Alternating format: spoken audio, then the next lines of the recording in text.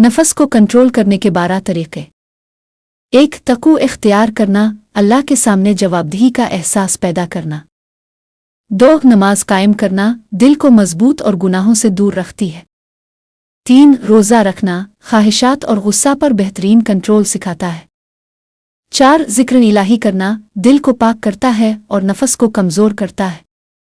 5. कुरान की तिलावत बातिनी सफाई और रूहानी मजबूती पैदा करती है। 6. सुख्तन साले इख्तियार करना, नेक लोगों के साथ रहकर नफस काबू में रहता है। 7. मुहासिब नफस, रोज़ाना अपने आप का जायज़ा लेना।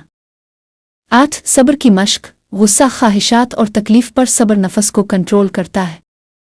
9. दुआ करना, अल्लाह से नफस के शर से हिफाजत मांगना।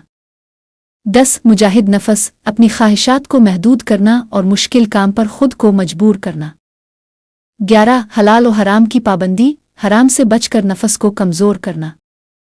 12. शुक्रगुजारी, लालच, हसद और बुरे रुझानात ख़त्म करके दिल को सुकून देना।